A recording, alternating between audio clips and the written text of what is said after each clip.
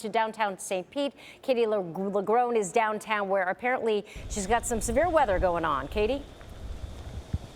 Yeah, Wendy, we just started getting pelted by gusts of wind and rain after quite a long time of sort of a lull where, quite frankly, I even said to my photographer, okay, at least the rain is done.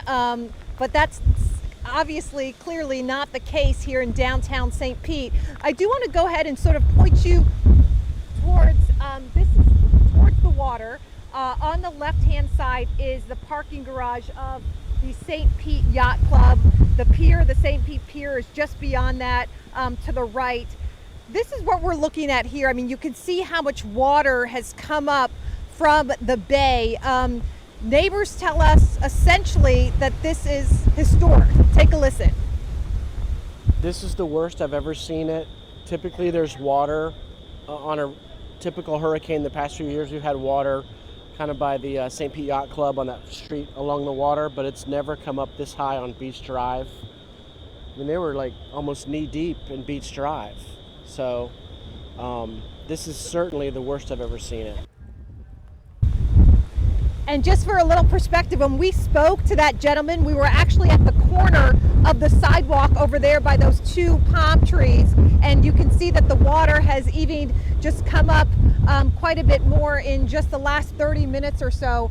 If you look down, Matt, if you can show them on the left-hand side, there are sort of these two white structures. They sort of look like kind of boxes, if you will, on the side. Those are dumpsters. They've been floating in the water here on Central Avenue, close to the bay, since we arrived here about an hour or so ago. In fact, we lost sight of a green dumpster that essentially, quite literally floated away. Don't know where that is, but you can see there are two sort of lighter dumpsters that are just kind of off to the side and are obviously toppled over.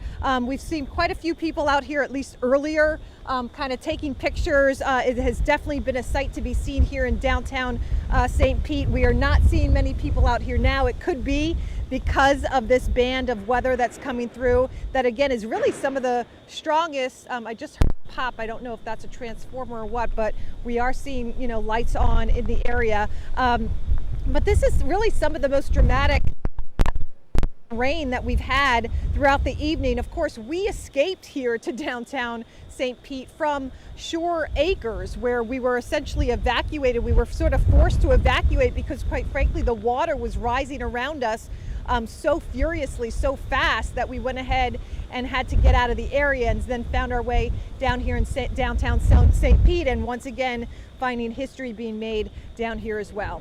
For now, that's the very latest. Back to you guys in the studio. Katie, I know that you are really seeing the worst of it now. I did want to ask you, Pinellas County is saying they're getting hundreds of calls for rescues. Are you seeing anything like that out there? First responders out there yet, or?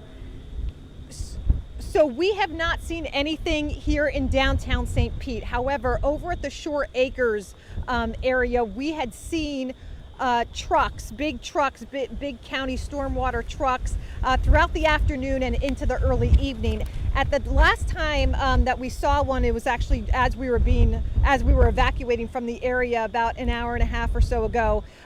There was nobody inside the trucks, but quite frankly, it's just a matter of time. They fully expect to have to rescue people. I've been staying in touch with a homeowner who lives right on the bay in the Shore Acre, off of Shore Acres Boulevard.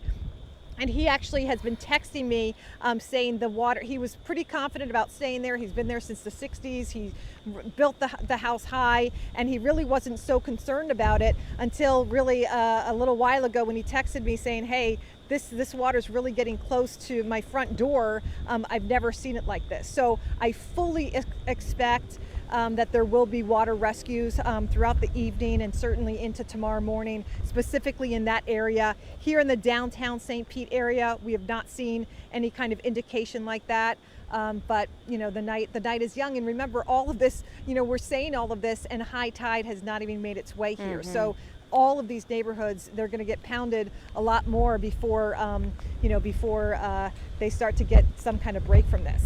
Yeah, we definitely have a couple more hours to go. Katie, thank you. Stay safe out there in the wind and the rain.